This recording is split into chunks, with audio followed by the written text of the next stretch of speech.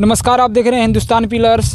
आज 6 दिसंबर है। 6 दिसंबर को बाबा साहब डॉक्टर भीमराव अम्बेडकर जी का पुण्यतिथि है। आइए जो इनकी पुण्यतिथि पर पिपराइच विधानसभा के पूर्व प्रत्याशी माननीय अमरेंद्र निषाद जी से जो है हम डॉक्टर बाबा साहब के विचारों के बारे में जो हम बात करने का प्रयास करें। हाँ सर, हिंदुस्तान पिलर में आपका स्वागत है। सबसे पहले आप सबको जय भीम और बाबा साहब के चरणों में नमन करते हुए अपनी बात करना। आज बाबा साहब की पुण्यतिथि है और बाबा साहब की पुण्यतिथि के अवसर पर आज जैनपुर ग्राम सभा में यहाँ इस कार्यक्रम में आने का अवसर मिला और ये देखने को मिला कि बाबा साहब के अधिकारों का जो अधिकार बाबा साहब ने दिया, उस अधिकार के तहत लोग जागरूक आने वाले समय में और अभी जागरूक होंगे। लोग धीरे धीरे सभी लोग अपने अधिकार को जान चुके हैं। अब कोई भी किसी गरीब किसान मजदूर दबे कुचले को कोई दबा नहीं सकता, क्योंकि बाबा साहब ने जो संविधान में ताकत दे दिया है और बाबा साहब के हम सब बाबा साहब के नाते और संविधान के नाते आज सभी लोग सुरक्षित हैं और आगे भी सुरक्षित रहेंगे। बाबा साहब का एक लाइन है कि संगठित रहो, शिक्षित रहो और संघर्ष करो। इस पे आप क्या कहना चाहेंगे? देखिए, बाबा साहब की जो लाइन है कि संगठित रहो, संघर्ष करो, आगे बढ़ो, शिक्षित रहो। जब संगठित होकर संघर्ष करेंगे तो बड़ा से बड़ा मंजिल मिलेगा आपको, और शिक्षित रहेंगे तो हर वो मुकाम आप हासिल कर सकते हैं जिसके आप हकदार हैं बाबा साहब के संविधान के तहत। बाबा साहब ने एक लाइन कहा था कि शिक्षा और शेरनी का दूध है, जो पिएगा और दहाड़ेगा। इस पे आप क्या कहना चाहेंगे?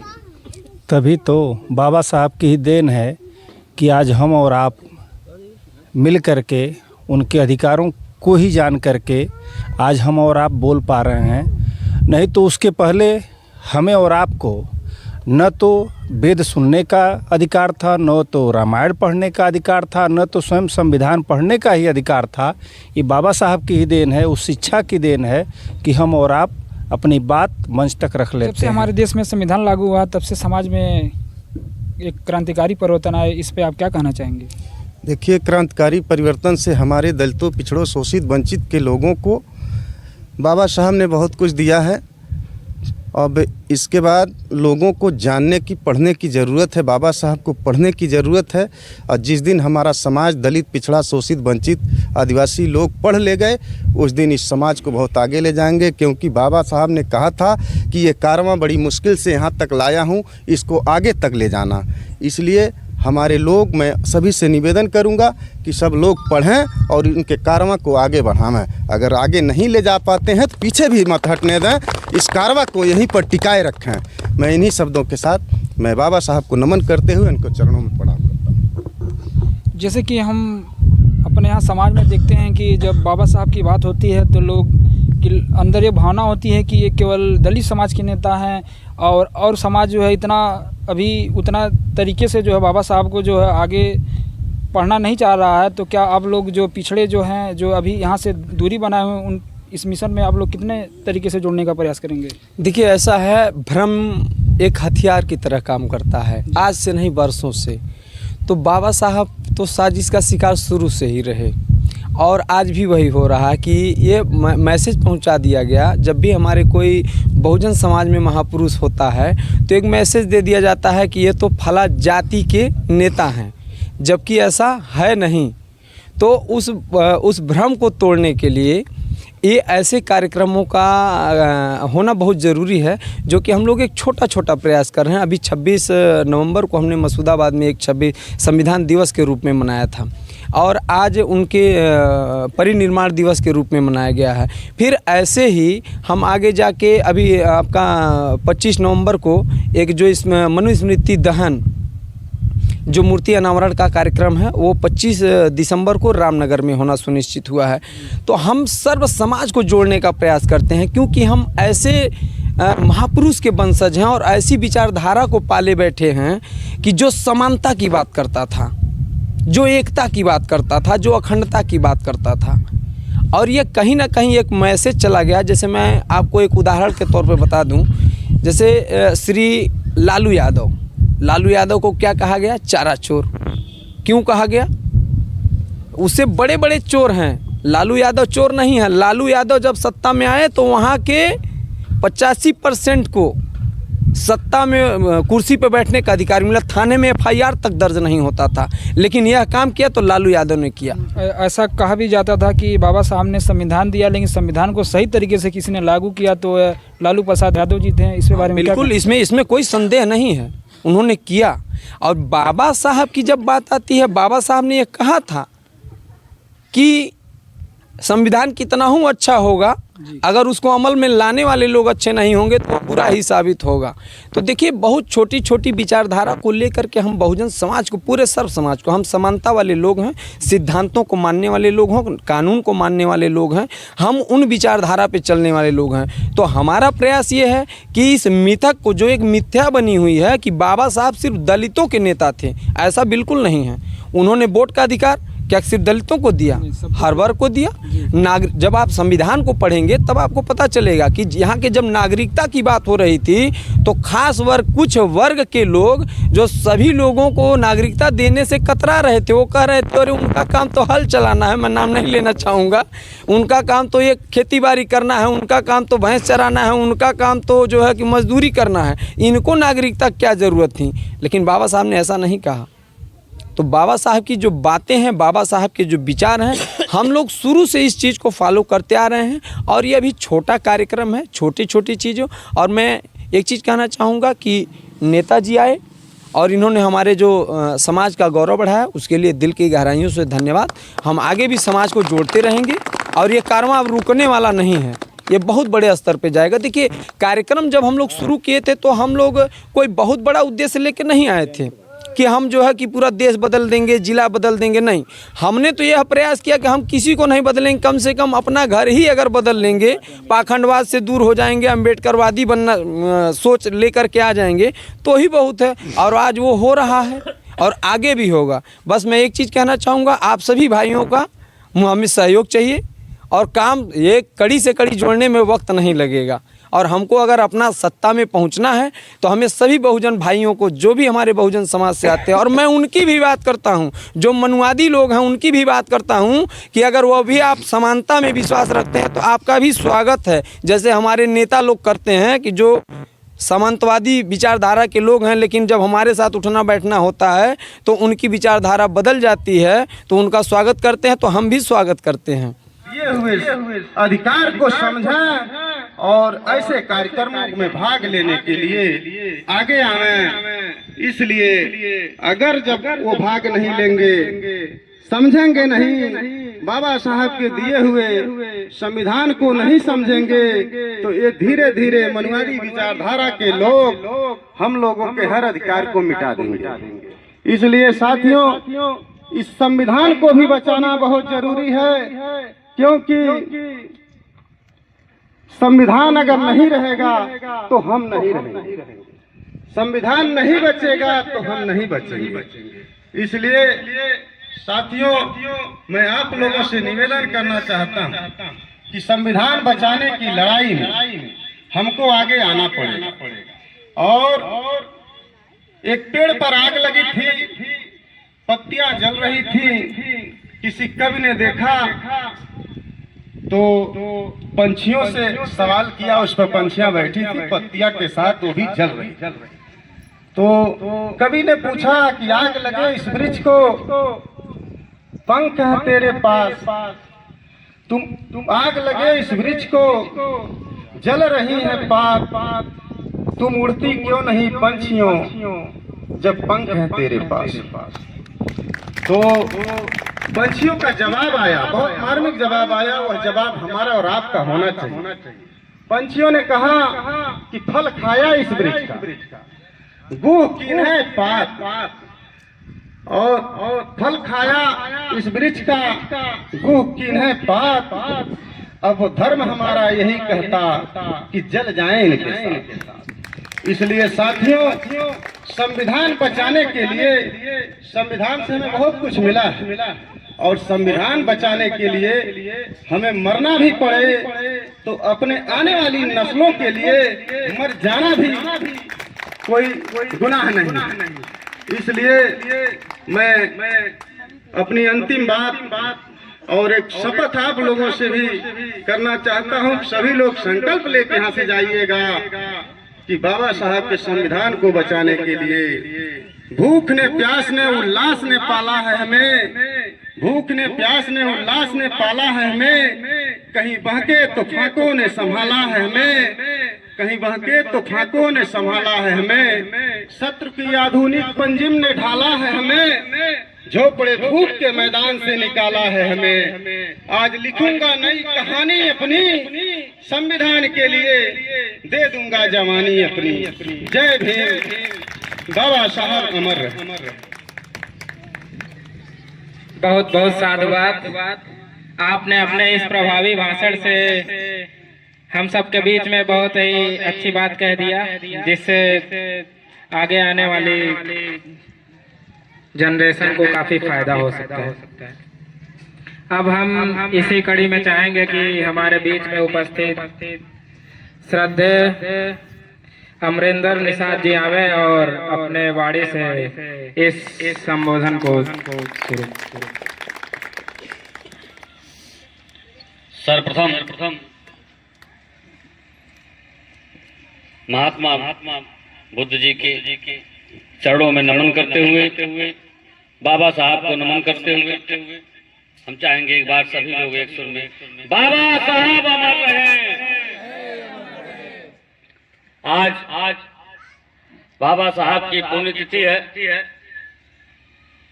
ऐसे शख्सियत थे बाबा साहब जिनके कलम के ताकत ने हमें और आपको आज एक साथ बैठने, चलने, खाने, कमाने, पढ़ने, लिखने और अपना प्रतिनिधि चुनने तक का अधिकार बाबा साहब के कलम ने दिया। बाबा साहब ने हम सबको कलम की ताकत संविधान में दिया। बाबा साहब की ही देन है कि आज या अमीर का बेटा हो या गरीब का समान शिक्षा लेने का अधिकार सबको बाबा साहब के कलम से मिला है। अगर बाबा साहब नहीं होते तो सामंतवादी लोग जिस तरह से आजादी के पहले और आज भी कुछ सामंतवादी हैं जो दबे कुचले और कमजोर लोगों को हमेशा दबाने का काम कर रहे हैं।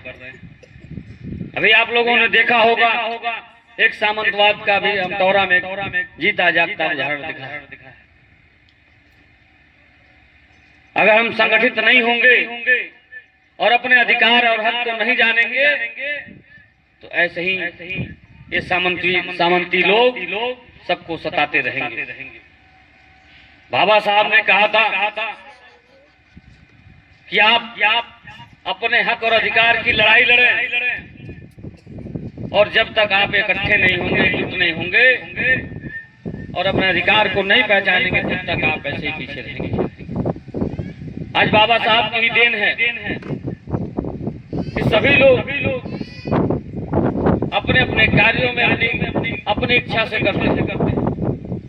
तो आने वाली पीढ़ी के लिए हम सबको ये प्रण भी लेना होगा कि बाबा साहब ने जो अधिकार दिया तो बाबा साहब के प्रति हमारे भी ये प्रण होना चाहिए कि हम बाबा साहब को हमेशा सर्वोपरि रखें, क्योंकि ये देश, ये गांव और हम सबको संविधान से चलना होगा। संविधान से देश चलता है, संविधान से चलना होगा। हम लोग संविधान को पूजने वाले, संविधान को मानने वाले, बाबा साहब को मानने वाले हैं, लोहिया जनेश्वर को भी मानने वाले हैं। इसलिए आप सभी लोग हमेशा अपने हक अधिकार का प्रयोग भी करें, क्योंकि अधिकार और हक का प्रयोग नहीं करेंगे तो पीछे रहेंगे। और ज्यादा कुछ न कहते हुए हम आपको साधुवाद देंगे कि आप लोगों ने कम से कम बाबा साहब की पुण्यतिथि पर ऐसे कार्यक्रम का आयोजन किया।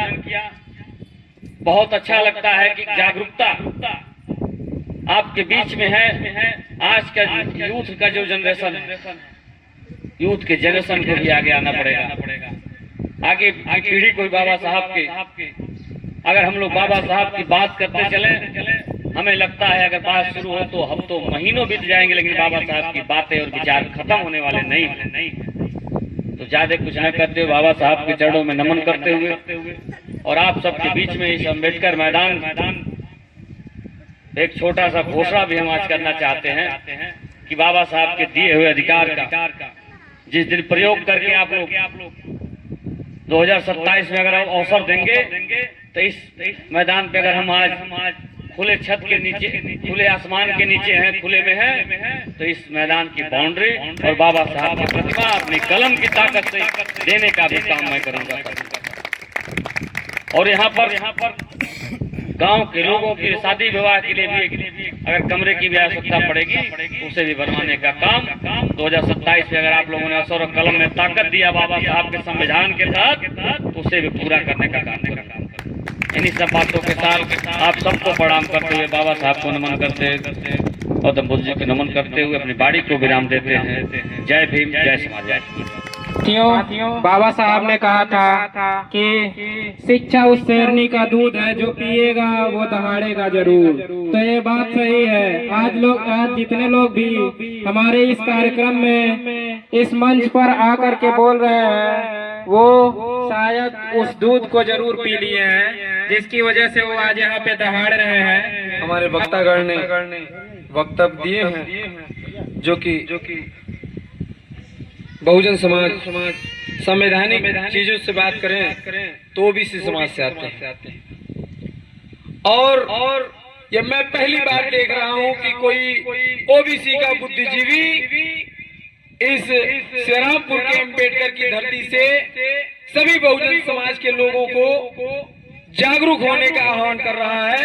और मैं अपने दिल की गहराइयों से और पूरे बहुजन समाज, दलित समाज के भाइयों से कहना चाहूंगा कि इनका पुरजोर तरीके से समर्थन होना चाहिए, ताकि आने वाले समय में हमारे ऐसे बुद्धिजीवियों की जरूरत है जो हमारे समाज के हितों के बारे में सोचता है, जो दलित भाइयों के बारे में सोचता है, जो सर्व समाज की समानता की बात करता है, बाबा साहब के विचारों को आगे ले जाने की बात करता है। तो जैसा हमारे भाई श्रद्धेय संजय यादव जी ने कहा, आज अभी तक तो मैं इनको सिर्फ देखता था, समझता था, लेकिन मेरे मन में एक जिज्ञासा थी कि अब एक शेर इस जैनपुर की धरती से ओबी समाज का शेर एक और जागृत हो गया है, और जिस दिन दहाड़ेगा तो कोई आसपास भी टिकने वाला नहीं है। और इन्हीं सब चीजों को ध्यान में रखते हुए मैंने आग्रह किया कि भैया एक छोटा सा कार्यक्रम हम करना चाहते हैं। भाई साहब ने हमें जवाब दिया कि तन, मन और धन जहां से आपको हमारे सहायता की जरूरत पड़ेगी हम तैयार हैं, आप आदेश करिए। इन्होंने जो सम्मान दिया उसके लिए मैं दिल से धन्यवाद देना चाहता हूं। और ये सभी भाइयों को बताना चाहता हूँ, मेरी माताओं बहनों से कहना चाहता हूँ कि आप संख्या बल को न देखिए कि हमारे पास संख्या बहुत नहीं, संख्या तो बहुत है, हमारे समाज के पास काम बहुत है। हमारे जयपुर ग्राम सभा में ही दलित भाई में बहुत सारे जज हैं, बहुत सारे डीएम, कलेक्टर, एसडीएम सारे हैं, तो सब व्यस्त हैं, उसको आप न देखिए। हम ये चाहते हैं कि ऐसे कार्यक्रमों की शुरुआत करें, और शुरुआत होने के बाद अगर मेरे जीवन में एक भाई भी अगर मेरी विचारधारा से जुड़ गया तो मैं यह मानता हूँ कि मैं सफल हो गया। मुझे 1000 या लाखों की भीड़ की आवश्यकता नहीं है, मुझे कोई पॉलिटिकल काम नहीं करना। हाँ, जो मेरी विचारधारा से जुड़कर काम करेगा मैं दिल से उसके साथ हूँ, चाहे राजनीति में कहीं भी हूँ। और इसी क्रम में हमारे बड़े भाई माननीय मदन यादव भैया, इनकी विचारधारा को भी जब मैं देखता हूँ तो मैं समझने की कोशिश करता हूँ कि हमारा एक भाई और हमारे साथ लड़ने के लिए तैयार है, और ये लड़ाई अब रुकने वाली नहीं है दोस्तों। ये लड़ाई लाठी डंडे या तो गोला बारूद की नहीं है, ये विचारधारा की लड़ाई है। गोला बारूद से तो सिर्फ एक पीढ़ियां नाश होती हैं, विचारधारा से कई सौ सालों की पीढ़ियां नाश हो जाती हैं। तो उस जो कई सौ सालों की गुलामी जो रही है, जो कई सौ साल गुलाम, हमारे कई हजारों साल जो हमारे पुरखा पूर्वज गुलाम रहे हैं, सामंतवादी व्यवस्था के आगे नतमस्तक होते रहे हैं, उस व्यवस्था और उस लड़ाई की मैं बात करना चाहता हूं। जैसा कि अभी हमारे पूर्व विधायक माननीय अमरिंदर भैया जी ने जो घोषणा किया, इनका भी मैं दिल की गहराइयों से आभार व्यक्त करता हूं, और ये अपेक्षा करता हूं कि हम ऐसे समाज को जगाने का काम करते रहेंगे।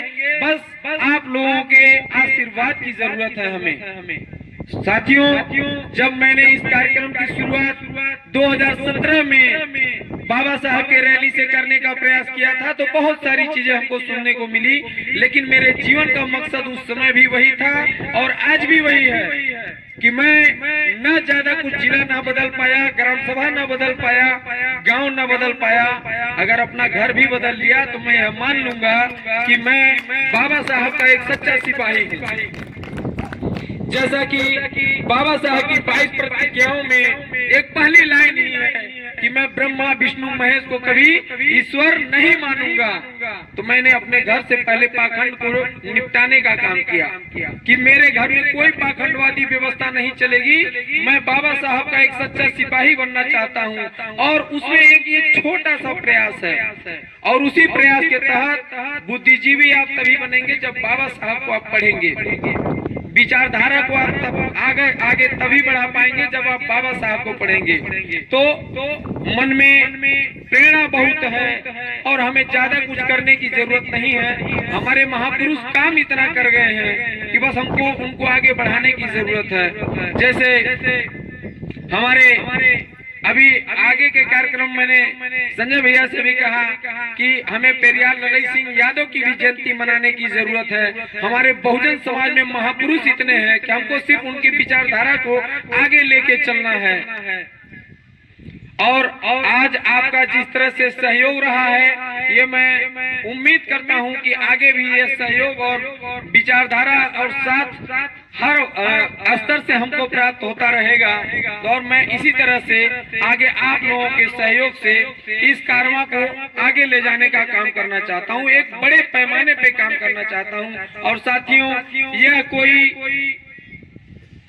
राजनीति की लड़ाई नहीं है, यह विचारधारा की एक लड़ाई है जिसको मैं बदलना चाहता हूं कि अभी तक आपने जो अपने अगल बगल गांव टोला मोहल्ला में देखा है उसको बदलने की जरूरत है। हमको सही कॉन्सेप्ट पकड़ने की जरूरत है। सिर्फ हमारा समाज भटक गया है, वो यह जान नहीं पाता है कि हकीकत में संविधान की क्या ताकत है और संविधान से हमें क्या मिला। एक वक्त था जब हमारी माताओं बहनों को स्तन ढकने का अधिकार नहीं था। एक वक्त था जब हमें शिक्षा का अधिकार नहीं था। वो भी एक वक्त था जब हमें धन अर्जित करने का अधिकार नहीं था। हमारी जीवन जो है वह पशु के समान थी। अगर उसको एक लाइन में किसी ने ध्वस्त किया तो हमारे महापुरुष बाबा साहब ने बाबा साहब। और साथियों, मैं आपको बताना चाहूंगा कि इस भारत देश में सबसे ज्यादा महापुरुष ओबीसी समाज के हुए हैं, लेकिन कहीं ना कहीं भटकाव के कारण हमारा समाज भटक गया है, जो कि अब जागरूक हमारे जैनपुर की धरती से कुछ हमारे भाई जो बुद्धिजीवी हैं उनके सहयोग से हम सारे सर्व समाज को जगाने का काम करेंगे।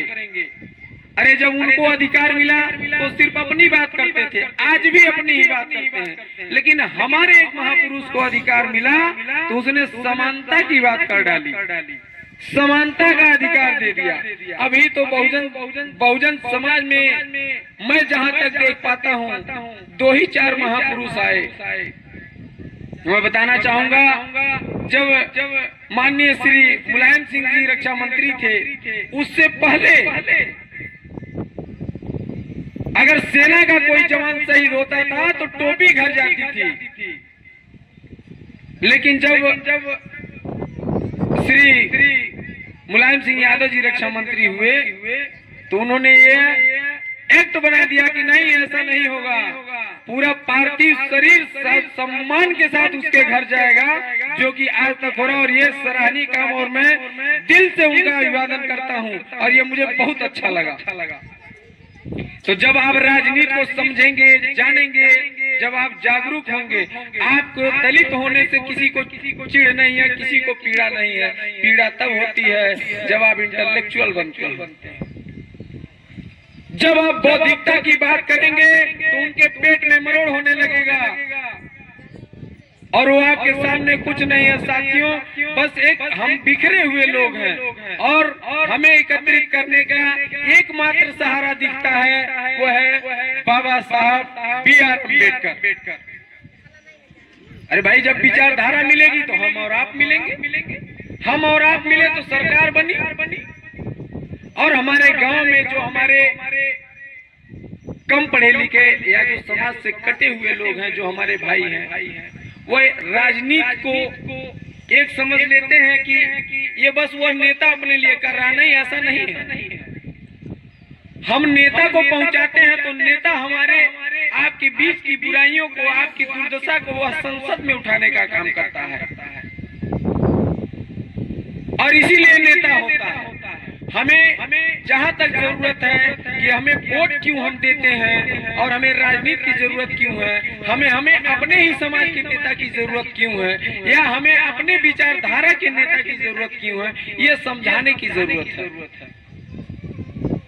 अभी हम बहुत हद तक कामयाब नहीं हुए हैं, लेकिन मैं आपसे ये वादा करना चाहता हूँ कि हम इसी कड़ी में आगे बढ़ते रहेंगे, और जब तक समाज को समाज से जोड़ के इस कुरीतियों के खिलाफ एक बड़ा आंदोलन न खड़ा कर दे, तब तक चैन से बैठने वाले नहीं हैं।